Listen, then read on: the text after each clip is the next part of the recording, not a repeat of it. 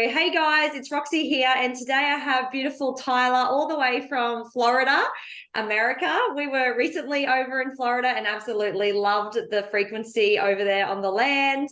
And we have connected to Tyler through a beautiful friend, Jane, who shares wonderful content on Instagram. And yeah, we're sitting here with Tyler today to learn more from him and his journey, all things healing, depression, mental health, all of the things that we all go through. And this is something that we wanted to bring to light and educate our community on, because a lot of people aren't really talking about it, and a lot of men don't have the capacity to talk about it. So we're here to show Tyler in his beautiful light and his ascension journey, to really help you guys, to help bring through wisdom and how he got through it and how he is continuing to process these darker energy flows through his family line. So welcome, Tyler. Thank you, Roxanne. And I love what you ended on there. Continuing to work on. Nothing is ever finished. I do feel blessed to be past the phase of, deep, dark depths of depression. But the work is never done. Nobody's ever done. There's always room for improvement as long as we're in this lifetime. So with that, let's keep improving. Thank you for having me, and it's lovely to speak to you all the way from, you're in Brisbane, Australia, Yeah. is that correct? Yeah, Brisbane. Brisbane, okay, yeah, I'm pronouncing it wrong, but that's all Don't right. worry. It's Tampa. like me. It's like me pronouncing something in America. You guys are like looking sideways at me. Yeah, we've got some oddly named places here. Tampa, Florida, pretty simple place. Yeah. It's an okay place. I grew up split between the Tampa Bay area and the New England area, which is, New Hampshire, Massachusetts country. Tampa Bay area is about 4 million people in it, so it's definitely the city. I Mm. live in the city, so Mm. that's where I live. A lot of human emotion, a lot of energy, a lot of things going on right now in a Mm. crowded place like this. Um, Absolutely. So And I'm tell us, glad you brought me on. I'm sorry, yeah, what were you going to say, Roxanne? tell us about your awakening journey. Like, how did you come to realizing, okay, I'm moving through these feelings? Was it COVID that brought this through for you, or was it before some time? So, COVID was a catalyst for what I, clichely have to refer to as my awakening journey, my spiritual awakening, but it's nothing short of that. Um, I've lived many different lives, worn many hats. The most recent one was a very typical upper middle class American one. After many, years of learning, living, trial, failure, and tribulation, I had a very good job, a 9 to 5, very white collar. I'm a licensed interior designer. So I was working on, high-end homes, working for a high-end design firm, making a fairly decent salary, working the typical, they end up being a little bit more than 9 to 5 hours. We all knew that. Yeah. And even as what I found to be, fulfilling as an artistic avenue as a designer, there's still corporate America and fiduciary responsibility ever present where I live, and where everybody lives. I mean, it's rampant. Something I want to throw in right around that time was, I was going along happily, comfortably numb, not identifying as an awake person at all. If you had tried to talk to me about my higher self and such, I would have ignorantly moved on. And I'm glad I've had some catalysts in my life, which were pretty dark, to take me away from that.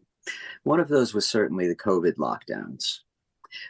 Something that happened in my life during the COVID lockdowns was my mother was diagnosed with end-stage lung cancer, right in the beginning of 2020, when the lockdowns and everything were really, really heavy.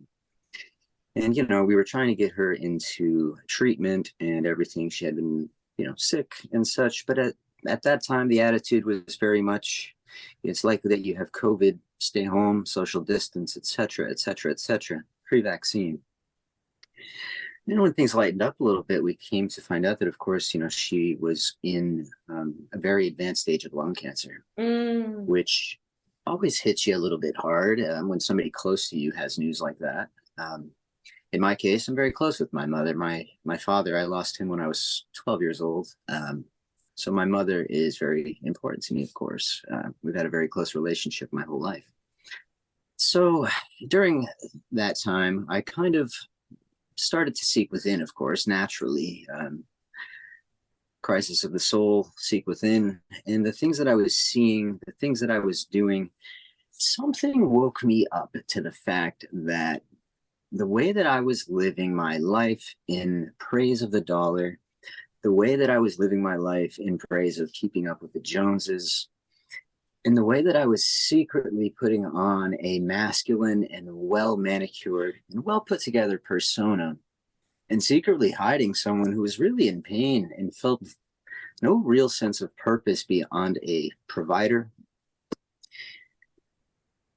I Something clicked, and I had delved in spirituality and meditation and some pretty trippy things when I was a little younger. My first journey with Mama Aya was in my mid 20s, so it's not that I'd never delved into anything spiritual before, but I'd finally gotten to a place in life that a lot of people, at least in America, that I've met over the years, really want to be. The good job, the six figures, the padded bank account. I have a beautiful fiance. I drive a Lexus. Everything seemed pretty well, but it suddenly hit me that everything was not okay. Mm. The depression that I was hiding just came pouring out like a monster. And I started noticing things, things I was being asked to do at work, things I was being asked to, not asked to, but forced to witness in the medical field. And I always like to preface that statement by saying that I don't want to bash the medical field. Mm. I'm a huge fan of Eastern healing, natural healing, and holistic medicine, but I do, and I must acknowledge that Western medicine has done amazing things in my and my family's lives. So I'm Mm. not here to bash it. Yeah. I saw some really dark things from, of course, like a lot of us did, big pharma in that Mm. time, and big cancer at the same time. And there were a lot of parallels that really just showed me that the way I was living was no better than the things and the ideas that I was criticizing. Pardon me. And so about a year ago or so, I wasn't on social media or anything like that. I used to have pretty big presence on social media. My background is a little crazy, but I used to be a touring and session musician, a guitar player in the early 2010s, for the most part. So that was when I was more active in public life and doing some early podcasting things and, participating in social media and promoting things and such. I got away from that, like I said, I was living what I thought was the American, you know, Dream. mediocre dream. Yeah. And what was I saying there? I was going along just happy, happy, happy. And I'm so sorry, Roxanne. The catalyst was your mother getting triggered with the lung cancer, and you started to look within and I, realizing it was all an illusion, basically, right? what's happened is I've become a very big empath. And I think that's from years of just putting on the stoic persona of hiding all emotions and everything. Mm. And that's something that comes out a lot in me while trying to rid attachments. Like I said at the beginning, when we first were chatting, you're never done. There's always growth to be done while you're still on this earth. Yeah. But anyway, um, I really started to feel that, I needed to seek inward. And I went back to the things that I had been exposed to in college and as a younger person via meditation and yoga and other avenues of looking inward, and maybe fulfilling myself in a way outside of just earning dollars, earning repertoire within an industry, etc. And it became abundantly clear to me when connecting with my higher self, which is something that a lot of people in my daily life, in my community, in the male community in general, don't really like to speak on, but I have a feeling that a lot of us are thinking the same feelings. I had a connection with my higher self when I finally started ridding myself of some attachments that I had to the world, which included things like my job, where I was asked to do things that I now realized I was kind of against doing to another human being in the Mm. name of gaining profit, etc. And in that process of seeking self, something told me, Tyler, you're not doing what you need to do. I underestimated my journey.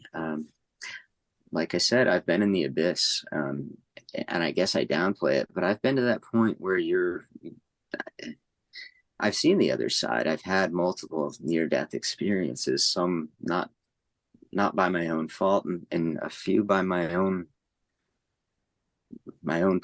situations, my own choices. And my higher self spoke to me and said, "You need to be a male that speaks out about these things." Mm. Um, when I was first back into public life, I was, on Instagram and not really knowing what to do and just trying to connect with people. But I found myself posting videos that were somewhat, I don't like the term, but toxic in a sense, a Mm. little too masculine, a little too stoic. But I was able to see that and get some feedback and such on that. And what I saw, not just from criticism, but from response from people on the internet and such, was that there's so many men that don't need to hear what so many other men are preaching, which is, stoicism and masculinity and pride, and all of that's amazing. But somebody's got to preach, somebody's got to speak about our feelings. Somebody's got to speak about our connection to our higher selves. Somebody's got to speak about what our souls want. At the end of the day, our soul, I don't believe, is masculine or feminine. It might lean one way or the other, but we are, after all, just here in this one lifetime. Nobody knows for 100% certain what's afterwards. But I personally believe that the soul's a traveling spirit. We're in this avatar for a moment. And I held on to my masculinity for way too long, to my own Mm. sickness. And I don't want others to have to do that. It feels like when your mother, unfortunately got triggered, it was the catalyst for a bigger awakening for you and opening up your divine feminine essence of the soul, which is the heart center. So that's why potentially all of these emotions of that you've been masking in this 3D egoic kind of realm, not calling that you've got a big ego at any level, I'm not saying that, but in our old lives, and I know me, it was like blindsided, didn't even know I had an ego, but all of a sudden awakening kind of cracks open and you're like, holy moly, this illusion, me, I'm here for a bigger purpose. And then this feeling of these masks of, things like depression and stinky thinking in the mind, like, holy moly, I'm talking to myself like this in the subconscious mind, didn't even realize it was there, or I'm thinking these thoughts about other people.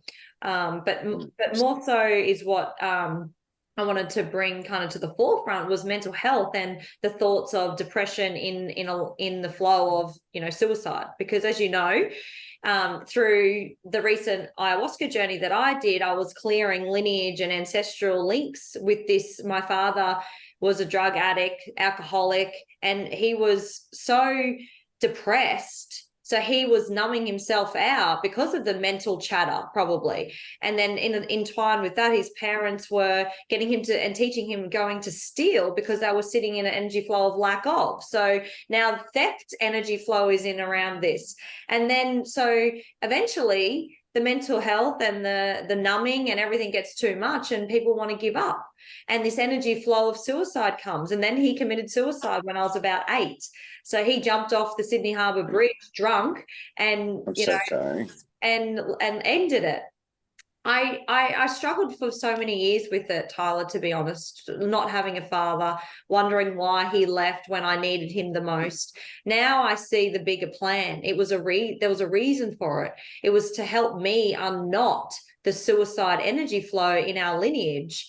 and finish this once and for all. Because in a past lifetime, I actually committed suicide because I'd had an injury to my leg as a female, and I had a peg leg.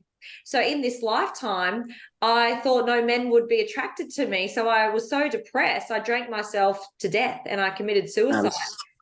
I was going to say, I thought I recalled from one of your videos that yeah, you had mentioned it was from so alcoholism. this is intertwined through the lineage, but not only through my father's, but through my own soul. So him, by doing this action, I know it's terrible, and it's not a nice thing, but you heal through this and you realize the bigger picture.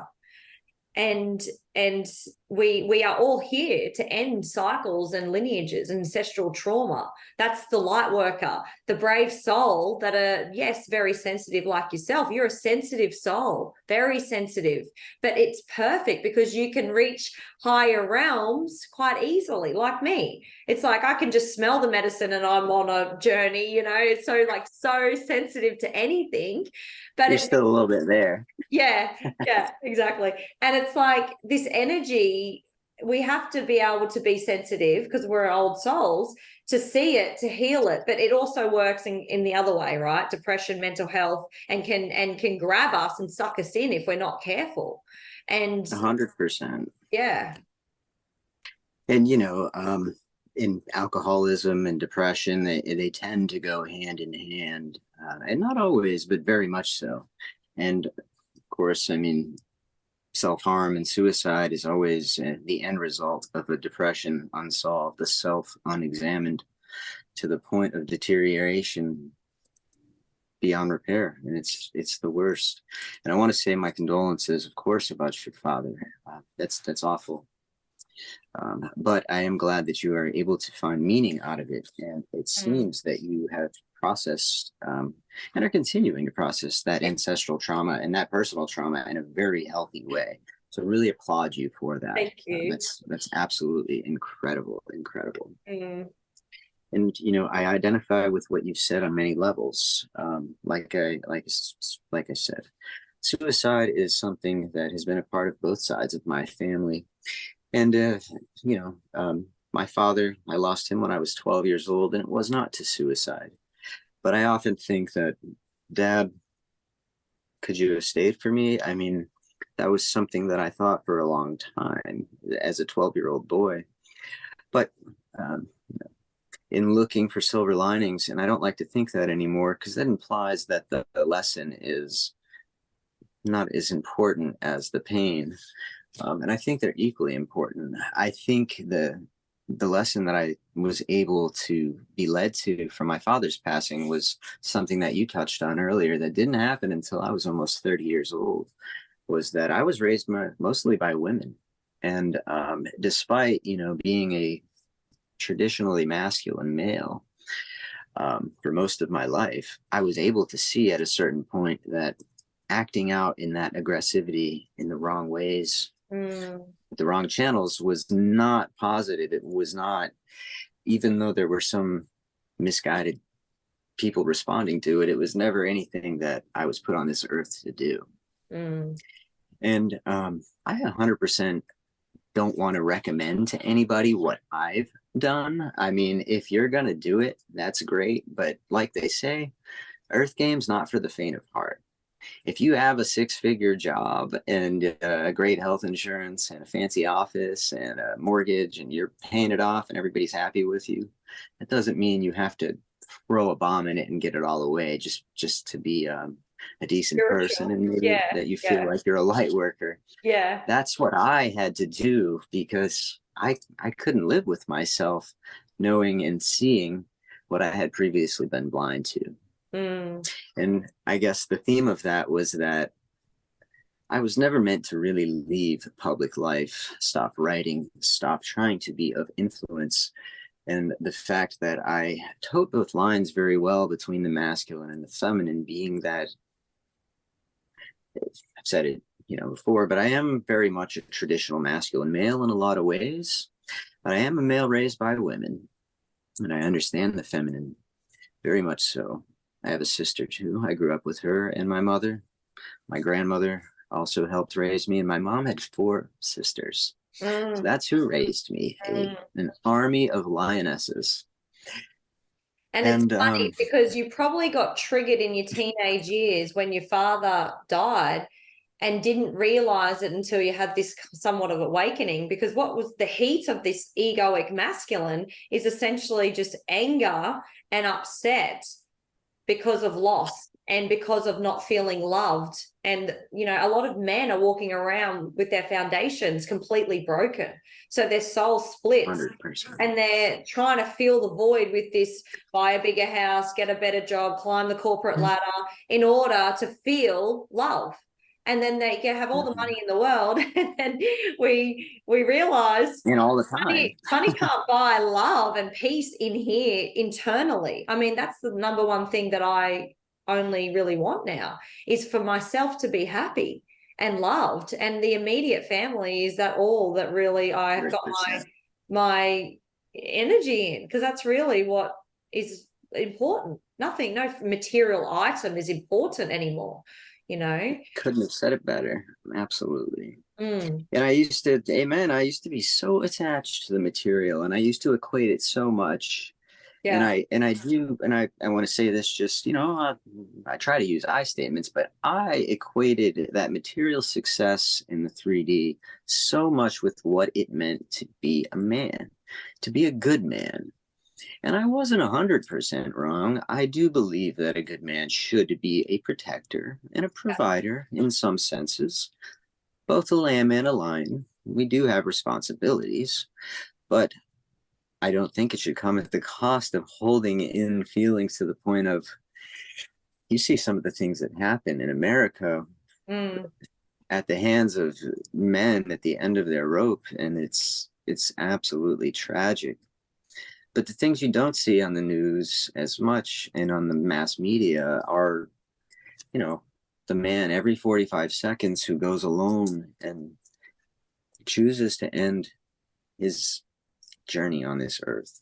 yeah.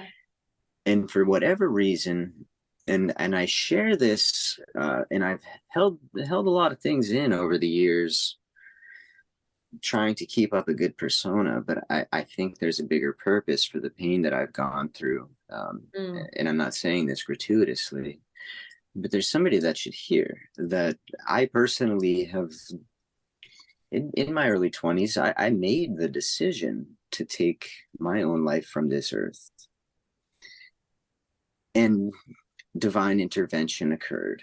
mm, Um, the mechanism did not work. The the thing that the button that you press 1,000 times and it works every time, that one time it jammed. It didn't work. And for a long time I stuffed that away, and that was a heavily guarded secret. mm, And it hit me. Why am I guarding that secret? If there's another man who's looking at his lake, having his last cigarette, having his last drink, saying his prayers, whatever he might be doing before he's. There are men out there like that. At the end of their depression, they've found no way out, mm, and things are going to be over soon for them. Why shouldn't I try to be a bastion of hope? I mm. was saved. Something saved me. And on more than one occasion, I mean, I've lived a pretty crazy life. You see a lot more from the edge than you do from the center. And I've always been kind of guided by that motto, a lot of time to my detriment, but I think it's coming from a much more pure-hearted and well-intended place now. Mm, um, I don't want any man to have to go through their weapon jamming, or their friend busting in on them and saving them, or anything like that, before they realize that there's divine intervention in their lives. mm, There's already divine intervention in your life, no matter what you call it: God, Gaia, Prana, Vishnu, whatever creed, religion, whatever you come from. mm. We're all one spiritual family. It's time to help each other out. All boats rise. So Tyler, for you, it's like you've got this energy flow. You're a sensitive soul. So for any males listening to this, that they'll be able to relate to exactly these same archetypes as a character, as an avatar, because a lot of the males in society are expected to be responsible, to be the protector, to be stable, to have everything together. And then the depression kicks in when they don't. And this is coming from a place of a wobbly foundation, because a lot of our generation has had wobbly foundations. We've like had toxic home life where we didn't feel love and togetherness, or the parents were fighting or divided, and we're coming in as souls, as light workers or star seeds, and we're incarnating, and it's like, I didn't sign up for this. It was meant to be paradise planet, but everything's a shit show, excuse the pun. Yeah. And so these men, forgiven. It's been a rough 30 years.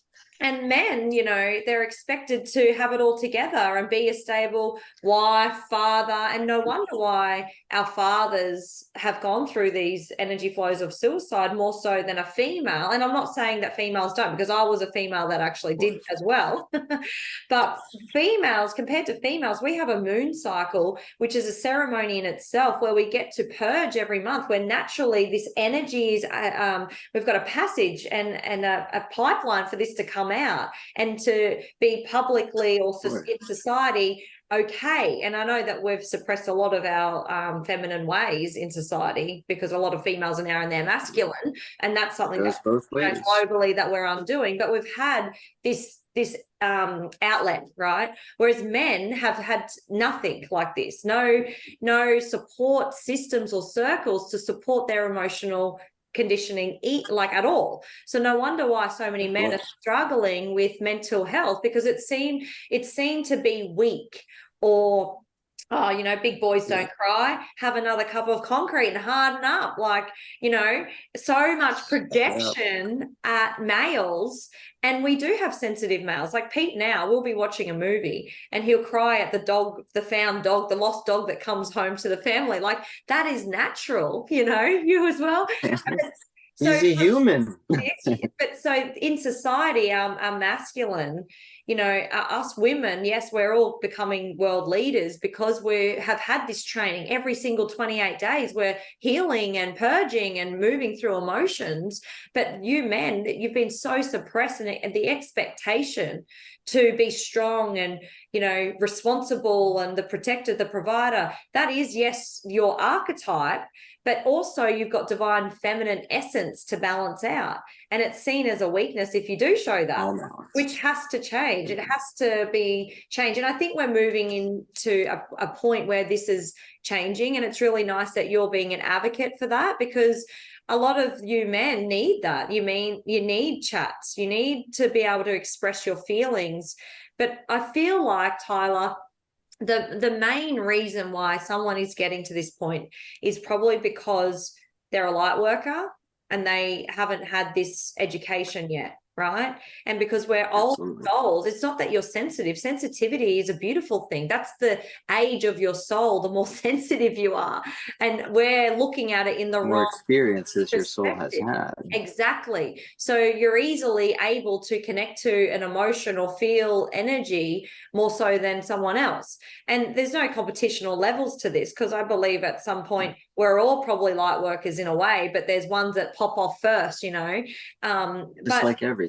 Yeah. And the mental health, it comes from a place of moving out of the heart, where we go into our head and start looping old programs, old movies, when we weren't good enough, when this situation happened, when that girl dumped me, when I didn't feel good enough in this relationship, or I wasn't as buff or strong at school compared to, Jack, for example. So all of these things mentally are coming from a place of our childhood, when we weren't loved, when we didn't feel support. We weren't safe.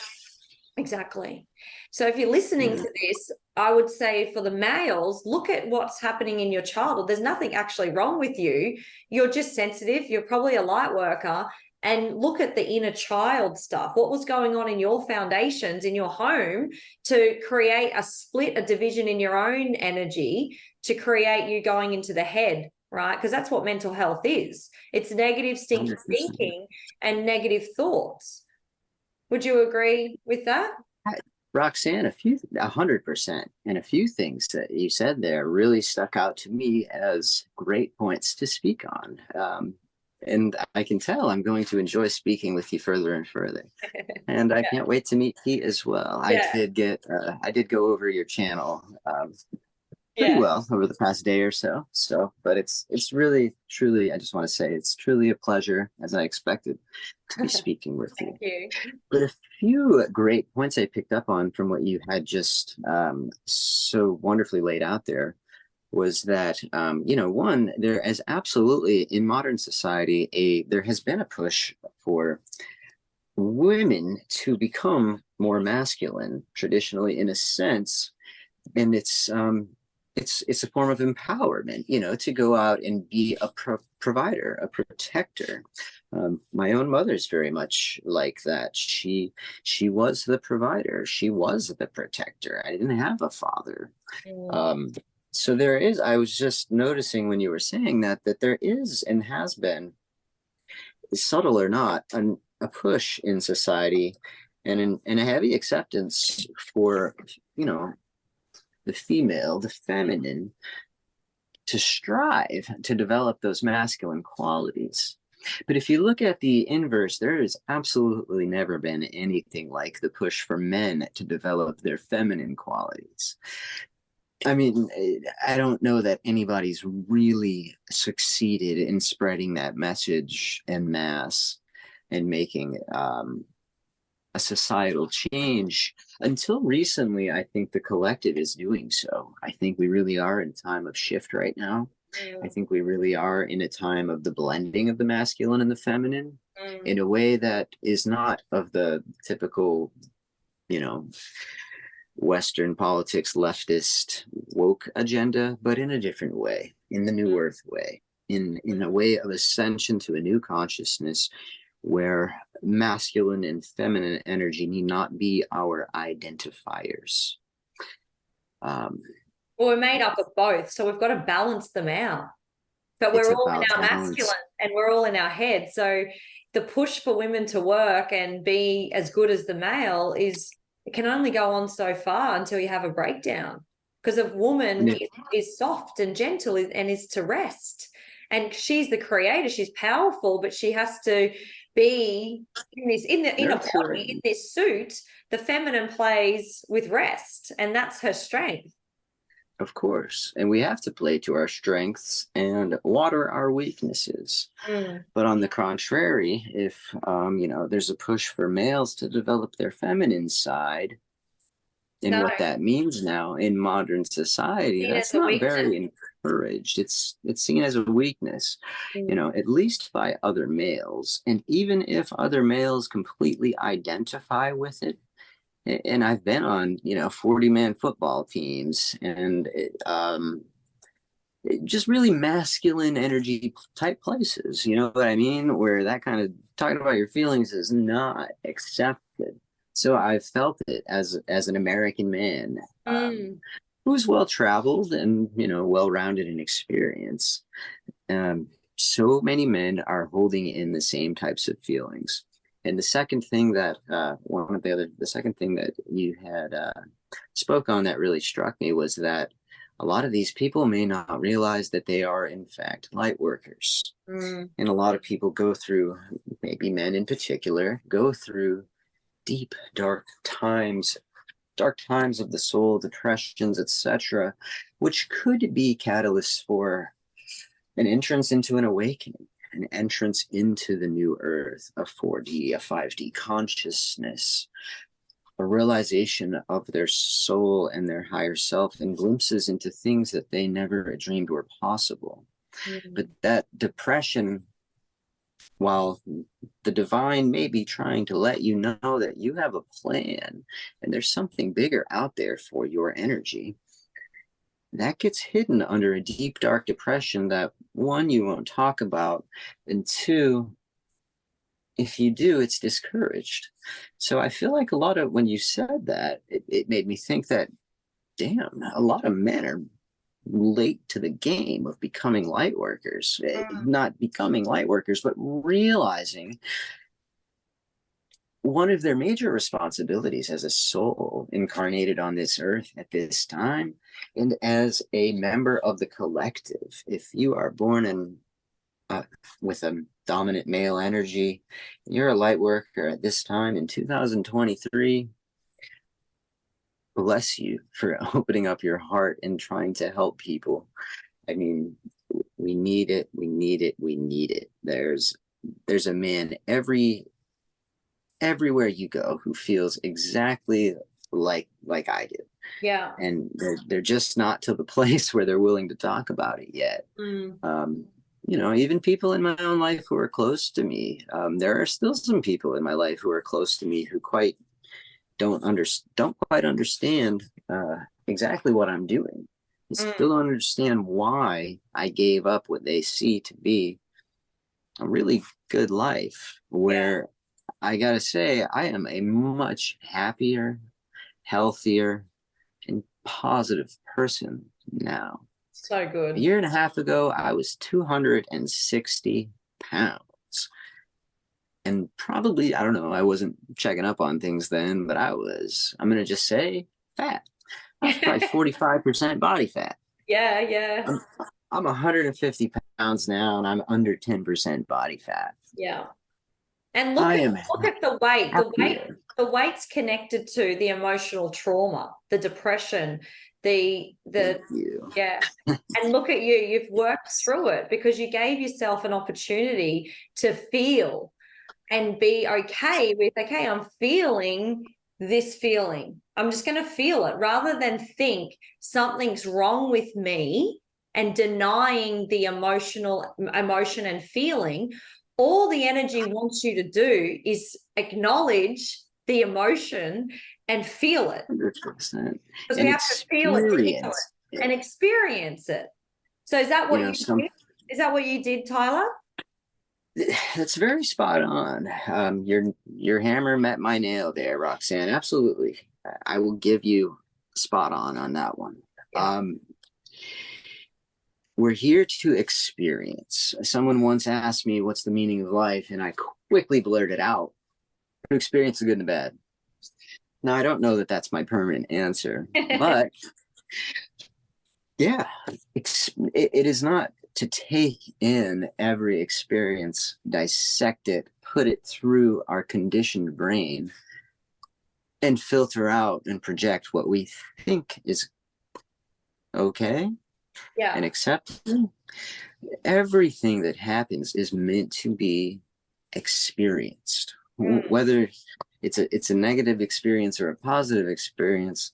If it's happening to you right now, if you're in it right now, it's meant to happen, and it's there for a reason. And I'll say to everybody, I think this is probably safe to say, you can sit with any feeling of discomfort for 10 seconds. Now, I don't say burn yourself with a torch and hold it for 10 seconds, but a minor feeling of discomfort, a minor feeling of exposure, of vulnerability, men especially, I call it say what you're feeling more rather than search for the traditionally masculine tribe leading response. Mm. When you start identifying what you're really experiencing and sitting in the here and now, feeling the sadness sometimes, sunny days wouldn't be special if it wasn't for rain. I mean, you need to experience the good and the bad. You Mm. need to experience everything so that you will get to the point, and I hope it's earlier rather than sooner rather than later. What happened there? I hope it's sooner rather than later that you realize it, but you're not going to get to a point where you can express your true self, in my belief, until you allow yourself to get to that flow state where you're just experience things, Yeah. where you can find some way of allowing every experience and feeling, beyond those abusive ones that nobody really deserves. But if you can find meaning and positivity, and not only that, but actual benefit from any and every experience, an event, and whatever it is that how you have in your life, then things will start to change. I believe they will start to change. They started to change for me. I Mm. used to react to things basically one of two ways: in defense, which really is a reaction out of anger, Mm. or in with my intellect, thinking that, I'd read enough on the subject, I'd outscienced the subject, I'd outread the subject, and whatever anybody was saying, if I thought different, my intellect was going to come and save the freaking day. And that didn't do anything for I anybody. know people that your old suit used to be like that. They've read every, they're spiritually intelligent. It's like Yeah, have the last word and they know the way you're and there's no room for you're acceptance. you're scientifically, spiritually intelligent. You've read everything and analyzed it via the scientific method, and it just doesn't always work like that. Because it's Um, still a you know, left brain logical sense, right? You still that at that point, and it's good that you're being so truthful, and thank you for that, for being open book. But it helps people listening to this as I because mentioned, we all go through this phase. I did as well, and it's in this phase that we're not in our heart because we're not softening to a new perspective. Our ego's trying to 100%. drive everything in the conversation. Yeah. Yeah. And intellect's a big part of it. I mean, for a lot of people, it's physical strength. For a lot of people, it's charisma. For many men, it's looks and charm. For many women, it's looks and charm. Whatever these external things that our current avatar possesses that we use to our advantage, intellect included, the That's books such we've a good read, point. I love that. even those seemingly noble pursuits like reading books and getting degrees and taking classes and learning instruments and attending lectures, all those things, they can serve us. But when we become, like I feel I did, a slave to intellect, I relied on that way too much, and Mm. it took me out of the opportunity to learn things for so many years. And now that I push the books I've read and the things I thought I've learned and the IQ I thought I had aside, yeah, there's something I can be taught from everybody. Mm. And I have the privilege of talking to a lot of people from around the world. One, I do travel a lot. I work for myself, so I kind of do what I want. I am blessed to do that. Now, I do want to say that I am not by any means a Lamborghini driving entrepreneur. I was actually much better off with that, keep up with the Joneses gig I was telling you about. Yeah, yeah. But I want to I want to uh, Preference. heavily point out and impress upon you that I am a much happier individual these days. Of course, you can't get by with no money and no work. Of course. But what I do now is, I actually felt the calling to come and go back to working more with my hands and my body, which contributed to me dropping 110, 120 pounds of surely unhealthy weight. Mm. Call me crazy, but I feel like it might be important to know a thing or two about electricity and physics and leverage and building and have my hands calloused a little bit. I've been sitting in my office that's far too big for far too many years. If PowerPoint presentations and sales tactics ever become really important to my spiritual development, I think I'll be able to pull those out of the back closet. Yeah. But I'm trying to rid those attachments, and it's working pretty well so far. Yeah. Well, everything So serves its purpose. So it might be that in the future you're needing that skill set because everything is happening for a reason. So that skill set could be helped in serving and speaking and helping others, right? 100%. And the way I know that I am, and I don't want to be so modest about it because I'm happy. There are men out there that I know for a fact that have been helped by this weird little cause that I've started. This thing that's happened to me, this awakening. the people I've been connected to, the meditations that I have that have turned into beautiful trance states, the little silly stories I put out that turn into collaborations and conversations with people that I never thought I would even speak to, let alone meet. Yeah. Just letting go and letting Gaia, God, whatever, just letting go, getting out of my Letting the way. energy do the heavy lifting for you, like in 3D, we're trying to use the left brain constantly. And if you just let the Absolutely. energy roll with it. So, And Tyler, I was such one of those, yeah, like the biggest example of that. what would you say for anyone listening to this? Say three key points to actively start right now to get out of that depression state or that stinky mindset that we're looping in. A guy listening to this, what would you suggest for someone listening to take action on right now? You're a man listening to this and you're feeling depressed. I want to tell you that it sounds cliche, but it's okay not to be okay.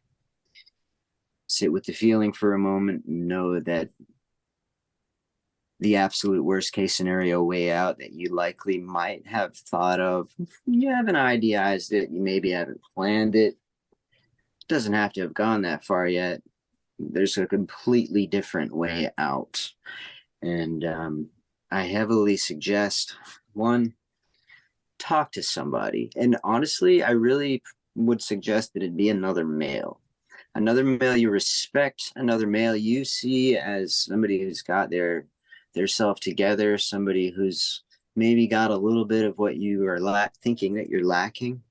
Because I almost promise you that as long as that man is honest to you, you're going to find that there are very common struggles and feelings between you, and that one of you is just hiding it better.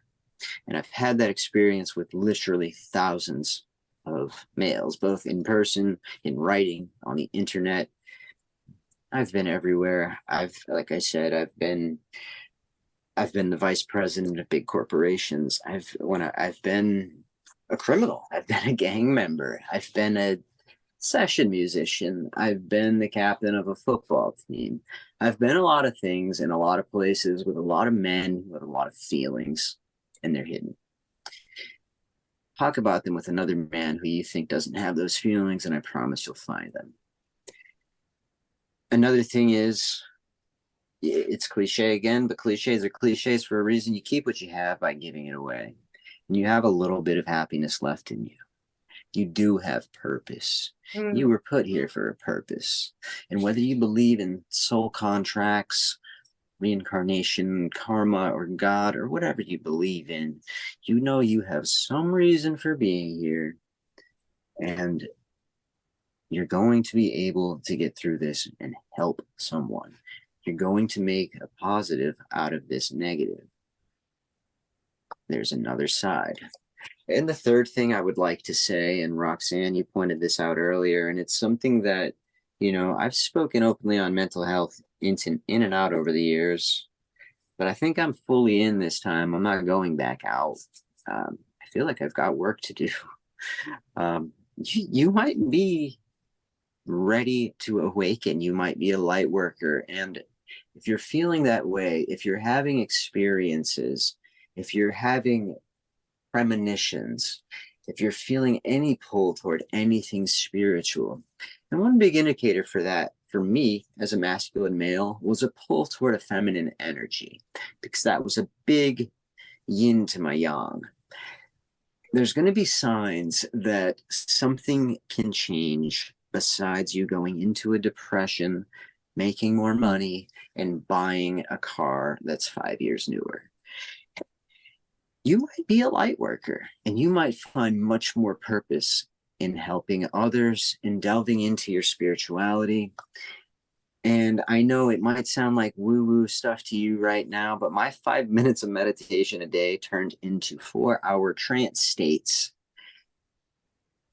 And just things that you wouldn't even believe. CE5s, breath work producing highs better than I ever experienced at any rave or any party or any recording session.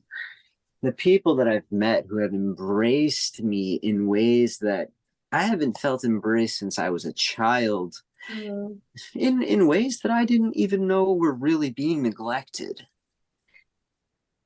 If you're listening to this and you're feeling like you might have a higher purpose, these days the shift is happening. We've all collectively identified that the term is light worker. You may be a light worker. And I want to open myself up at this moment to, you can absolutely contact me, especially if you're a man, because, well, I've been there, to hell and back. You're relatable. Yeah. So where can people find you, Tyler? So right now, I am actually in the process because I want to do things right. I'm starting a YouTube channel, which I do plan on posting some videos on and eventually starting a podcast and doing some interviews on and such. But for right now, I'm trying to help my fellow creator and fellow light worker with whatever their endeavors are and support theirs. And I mostly communicate through, honestly, Instagram at Tivador. TTIV is in Victor, ADOR, Tyler Tivador. That's my name. I always thought there was no other Tivadors left in the world, but until I got to about 20-some thousand people on Instagram, I got a message one day about a month or so ago from one of the other Tivadors left on Earth. So social media, yes, of course, it can be a bad thing. There are some dark things on there, some fear mongering, some bullying, and some bullshit. But if you go into it with an open heart, good intention, you just might find out that there's somebody else with your last name, or connect with a bunch of people that you find out are your damn soul family. Yeah. Beautiful. Thank you so much for your wisdom, your open heart, your beautiful essence. And you're a beautiful soul, really. I'm so glad that you're on this journey and you're here, boots on the ground, and experiencing all the flavors of it all, and being an ambassador for other men. It's so beautiful to see, because I know a lot of men are lost out there. So if anyone wants to contact Tyler, he's on Instagram. We'll also put them the links in the credit notes below. But yeah, thank you from Peter and I. Thank you so much for coming on today, Tyler. It's such a blessing to meet you. Thank you so much for having me, Roxanne. And I hope we can, do something like this again in the future. It's an exciting time. There's a lot going on, and I really enjoyed speaking with you, and I'm sure we'll stay connected. Yeah, thank you so much for having me on and for, letting me say my piece on your channel. And I hope, for what it's worth, if anybody heard anything that I had to say and felt a little bit of a connection with it, seriously, I try to be as open as possible. So go ahead and feel free and try to contact me. You're going to see a lot more things from me in the future, but for now, I'm being of service. So there'll be more on that later. Roxanne, you're a beautiful soul, and thank you so much. I really appreciate you, and I look forward to hopefully doing this again and maybe meeting Pete soon. Yeah, for sure. Thank you.